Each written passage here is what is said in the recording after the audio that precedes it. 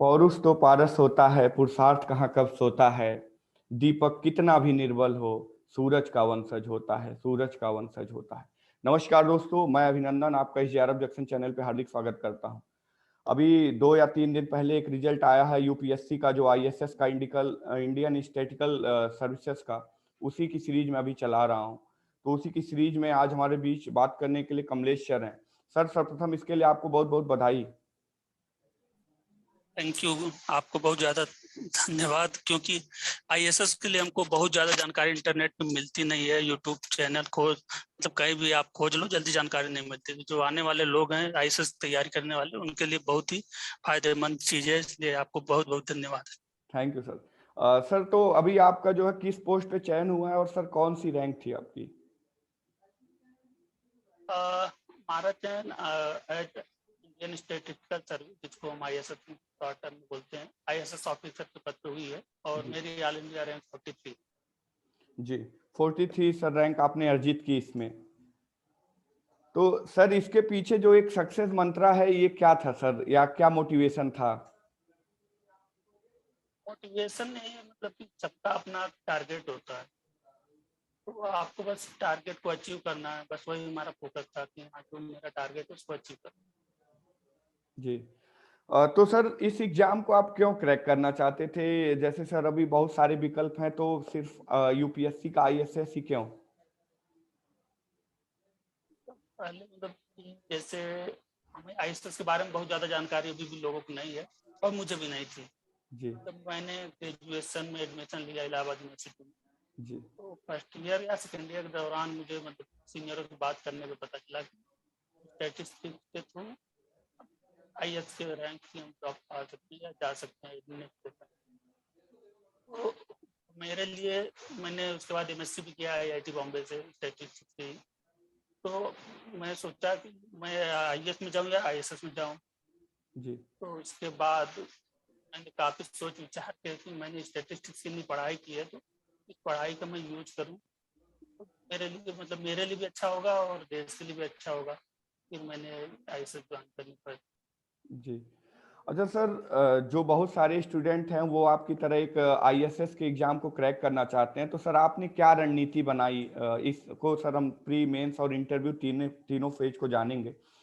या कौन कौन सी पुलिस बुक लिस्ट में आपने फॉलो दो की? ही फेज होते हैं, इसमें दो ही फेज होते हैं, एक अच्छा जी। रिटर्न होता है, जी देन इंटरव्यू होता है, पर्सनैलिटी टेस्ट। फिजिक्स नहीं होता है।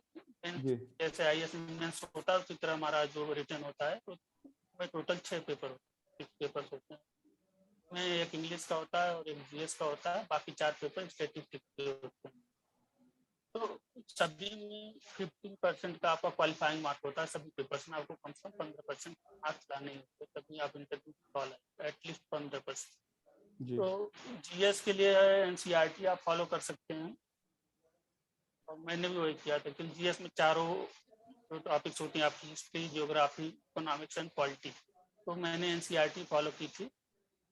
मैंने मतलब बेसिकली जीएस की मैंने बहुत ज़्यादा तैयारी नहीं की थी, लेकिन आप एनसीईआरटी को फॉलो करते रहें तो क्लियर हो जाता है।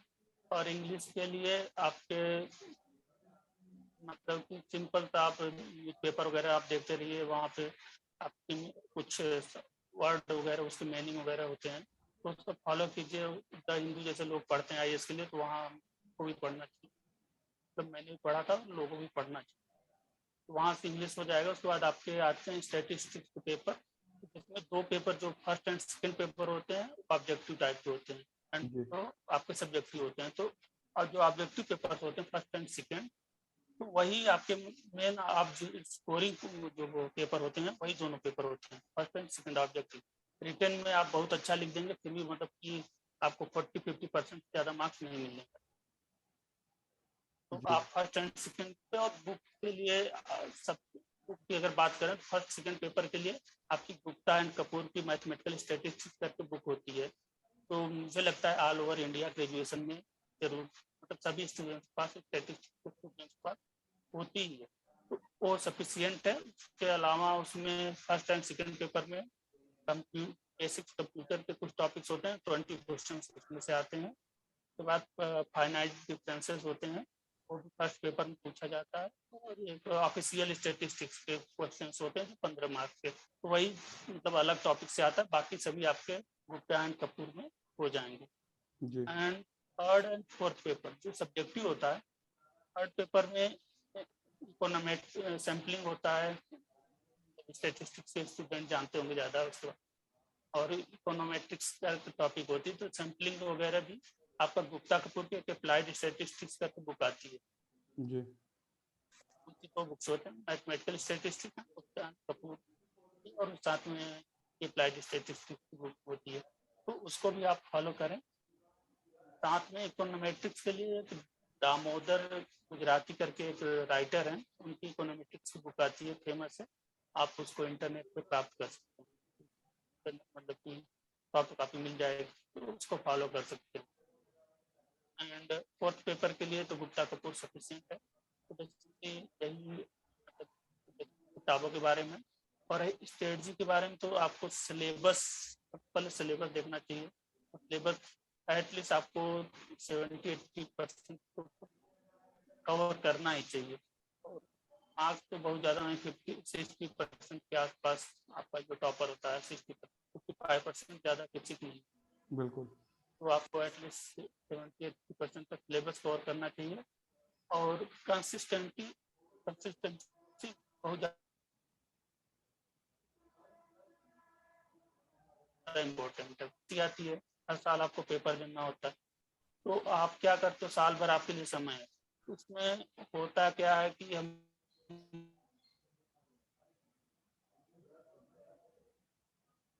स्टार्ट करते हैं पढ़ाई में 15-20 घंटे, या बहुत लोग करते हैं 15-20 घंटे पढ़ाई करते हैं, ना करते हैं, बट बीच में हम छोड़ देते हैं, या किसी तरह 1 हफ्ते या 2 हफ्ते का भी गैप हो गया तो प्रॉब्लम आ जाती है। तो तब आप 8-10 घंटे ही पढ़ाई करो, बट उसको लगातार पढ़ते रहो। और सभी सब्जेक्ट जितने पेपर हैं आपको तो डेली भी पढ़ना है, भले से आधे घंटे पढ़ो, डेली आप पढ़ो, जी तो जिससे कि आपका एक कंसिस्टेंसी बनी रहती है और प्रॉब्लम नहीं आती है।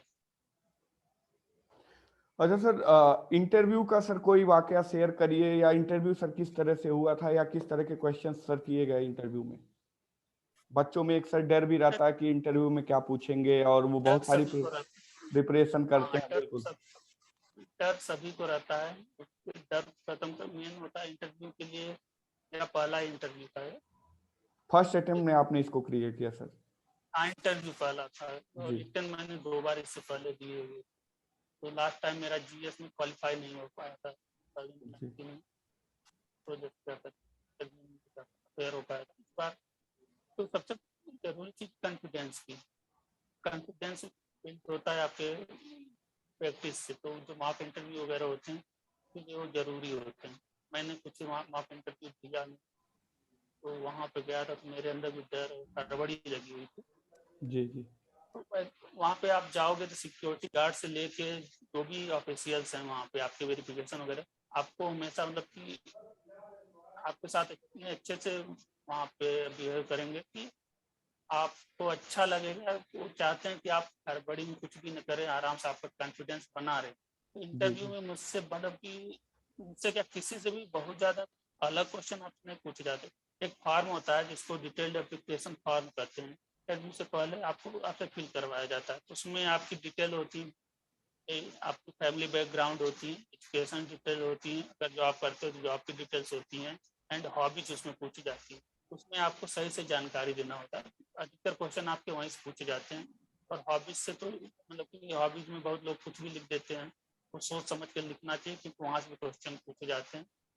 तो मुझसे मैं अभी मतलब जॉब करता हूँ, तो मेरे जॉब के बारे में पूछा गया था।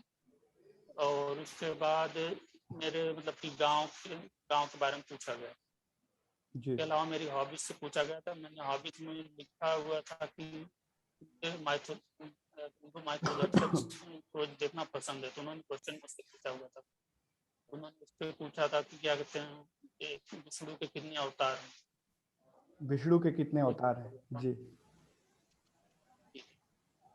तो मैंने बताया, मुझे याद था वो। जी इसके अलावा उन्होंने पूछा कि पहले अवतार कौन थे विष्णु के, लास्ट अवतार कौन से। इसके अलावा कि लास्ट मतलब कि मैंने जब बोला कि कल को अभी आना है, कहते हैं कि अच्छा कल्कि से पहले कौन था? मैंने उनको जो प्रश्न बताया तो उन्होंने कहा कल्कि और किसी के बीच टाइम गैप कितना। इस तरह से क्वेश्चन पूछ रहे थे और सब्जेक्ट से मेरे पूछे सब्जेक्ट, तो सब्जेक्ट से बहुत ज़्यादा मतलब हार्ड क्वेश्चन नहीं, सिंपल ही पूछे थे, लेकिन मैं बहुत अच्छे से बता नहीं पाया।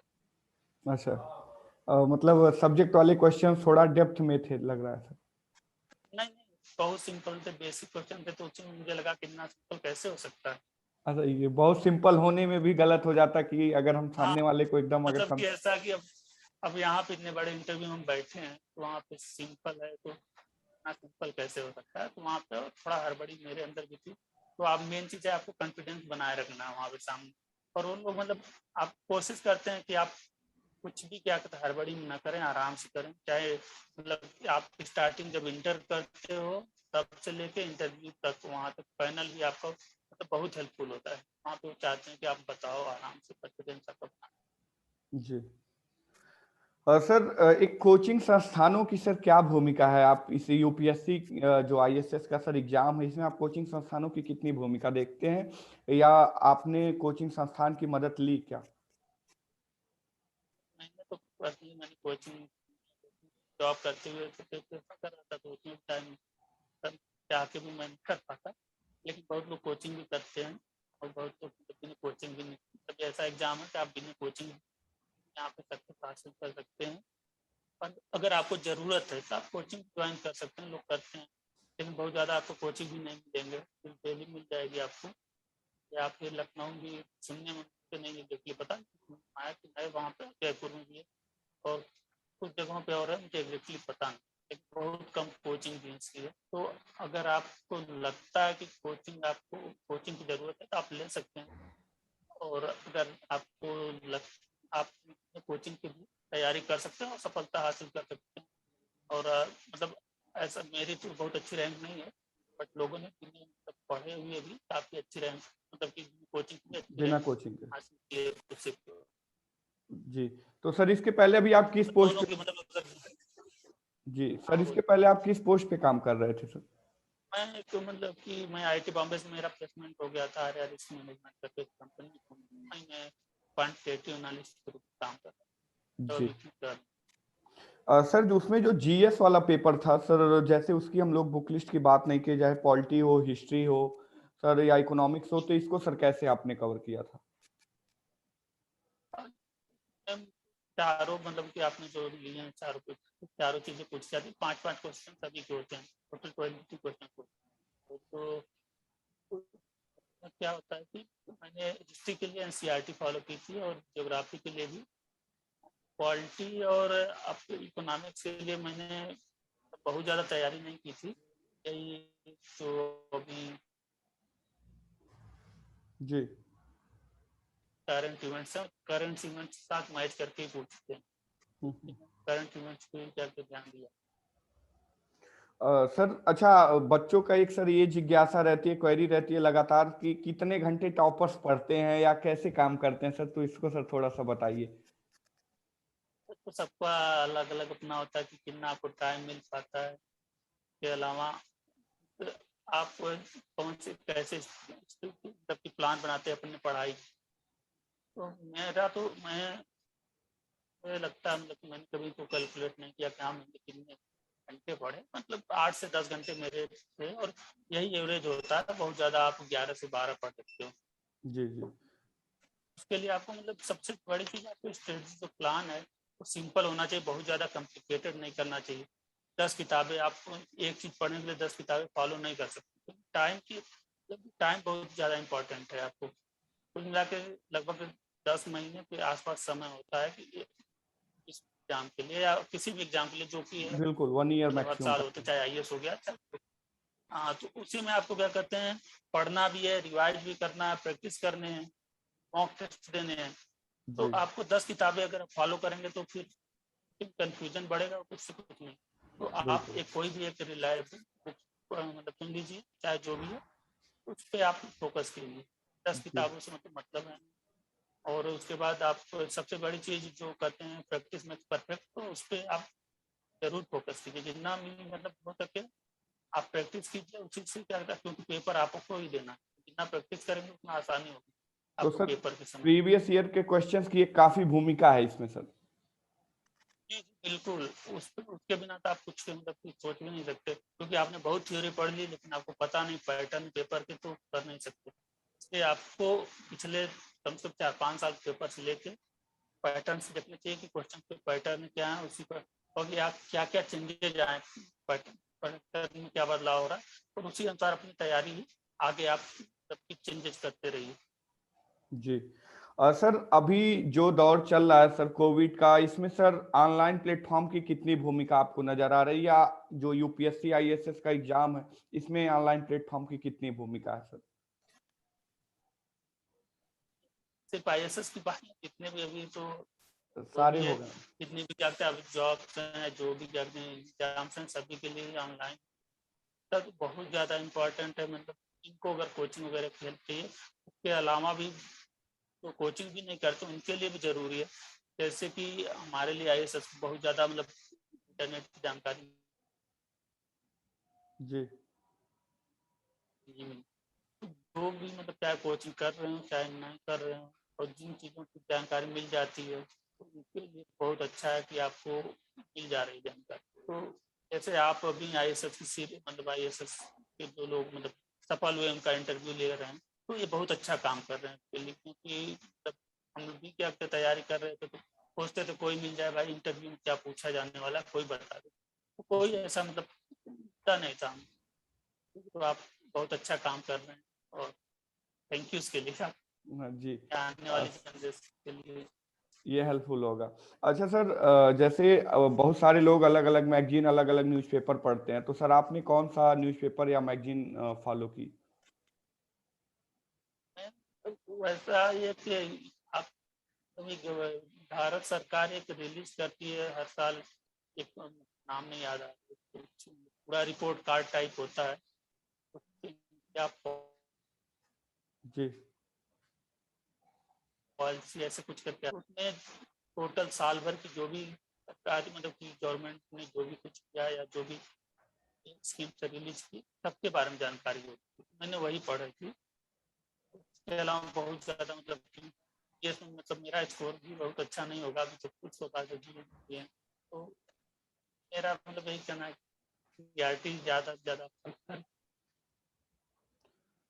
अ, वगैरह, तो इसके लिए मतलब मैगजीन मैगजीन की ज़रूरत है। आप पढ़ सकते हो मतलब बिना मैगजीन के निकाल सकते हो। आईएएस में ज़्यादा जरूरी होता है क्योंकि वहाँ पे 4 पेपर होते हैं, बिल्कुल बिल्कुल तो बहुत ज़्यादा जरूरी होता बिल्कुल। अच्छा सर, जो बहुत सारे स्टूडेंट मतलब अभी प्रिपरेशन कर रहे हैं, और वो जैसे आपको हो गया अभी, और मैम का मैंने किया था इंटरव्यू, तो वो लोगों को आप लोग कहीं ना कहीं उन लोगों के लिए प्रेरणा स्रोत हैं, तो आप उनके लिए भी क्या कहना चाहेंगे कि वो कैसे अपना मोटिवेशन बनाए रखे, और क्या बीच में इस दौरान कभी आपका मोटिवेशन टूटा कि हाँ आप छोड़ देना चाहिए, नहीं करना चाहिए, या क्या मोटिवेशन था कि लगातार आप अपनी तैयारी भी करते रहे? सर ये दोनों क्वेश्चनों को एक बार सर ध्यान दें। है। सबसे पहले मतलब कि आपने पॉजिटिविटी बना के रखी हमेशा, और साल भर का टाइम मतलब कम भी नहीं होता है, उस बीच में काफ़ी कुछ होता है जिसमें हमको लगता है यार नहीं होगा, तो उस समय भी अपने पॉजिटिविटी बना के रखें। और ना टारगेट मतलब जो भी आप मतलब सिर्फ आईएएस की बात नहीं है, जो भी आप जॉब के लिए जिस भी एग्जाम के लिए तैयारी कर रहे हैं उस पर एकदम फोकस करें, उसी का ध्यान रखे रहें, बाकी चीज़ों पर ध्यान मत दें। और हो सके अगर कभी भी मन में थोड़ा भी निगेटिविटी आए तो पॉजिटिव खाली वीडियो देख लें या कुछ भी देख लें। जैसे आप अभी आपने कई इंटरव्यू लिए हैं, तो आपका आपका चैनल है या कोई भी जहाँ पे पॉजिटिव वाली बातें हों तो चीज़ें देखें, तब अपने आप अंदर से पॉजिटिविटी आती है।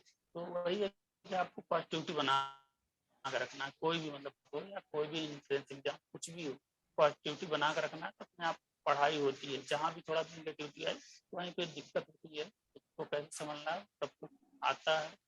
और ना भी आता हो तो आजकल तो इंटरनेट पे सब सुविधाएं मौजूद है, उसका फायदा बिल्कुल।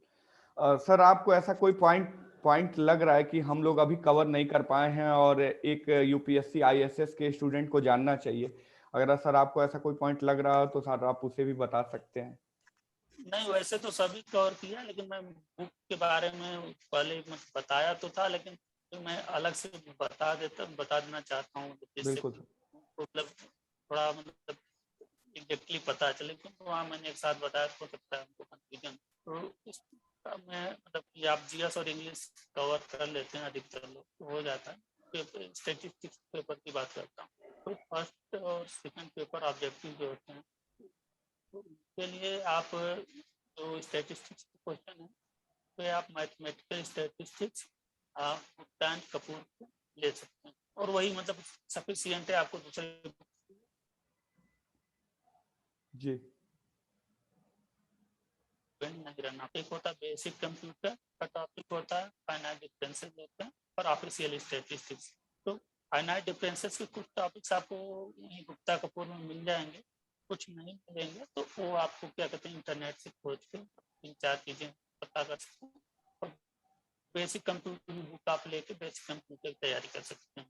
और ऑफिशियल स्टैटिस्टिक्स के लिए आपको मोस्टली की वेबसाइट से आप अपना स्टैटिस्टिक्स का वेबसाइट है मोस्टली करके, तो उस पर आपको जानकारी मिल जाएगी। इसके अलावा जो मिनिस्ट्रीज हैं आपकी, होम मिनिस्ट्री हो गई या फिर एग्रीकल्चर है, जो भी मिनिस्ट्रीज सेंटर की, तो उसके अंदर आप जाके स्टैटिस्टिकल जो डिवीजन होता है, तो उनके क्या करते हैं, वहाँ पे जाके आपको ऑफिशियल स्टैटिस्टिक्स की बहुत चीज़ें मिल सकती हैं। और तो ये हो गया आपका फर्स्ट एंड सेकेंड पेपर हो गया, तो नोट्स बनाते जाए हर पेपर के लिए, वो मैं बताना भूल जा रहा।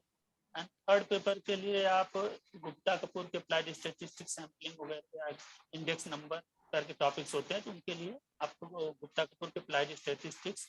और इकोनोमेट्रिक्स के लिए आप फॉलो कर सकते हैं दामोदर गुजराती की बुक आती है, तो उसका सॉफ्ट कॉपी आपको इंटरनेट पर मिल जाएगी।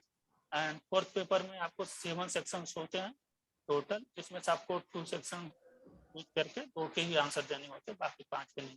इसमें आपको दो टॉपिक्स या 3 टॉपिक्स का आप प्रिपरेशन कर लें। जैसे मैंने उसमें vital statistics and quality control के टॉपिक सेक्शन किया हुआ था, तो उसके लिए अप्लाइड स्टैटिस्टिक्स की काफी तो ये सारी बुक थी। सर ने जैसे कि पूरे रणनीति बताई, पूरी बुक लिस्ट बताई और इंटरव्यू का वाकया भी सर ने शेयर किया। तो आप लोगों के लिए निश्चित तौर पे जो यूपीएससी आईएएस के स्टूडेंट हैं उनके लिए निश्चित तौर पर एक मिसाल के रूप में, एक मोटिवेशन के रूप में ये वीडियो होगा। इसी के साथ साथ आप हमारे चैनल को सारे प्लेटफॉर्म पे फॉलो कर सकते हैं। इसी के साथ साथ कमलेश सर चैनल पे आने के लिए बहुत बहुत धन्यवाद, और इसी के साथ साथ सभी को नमस्कार, धन्यवाद।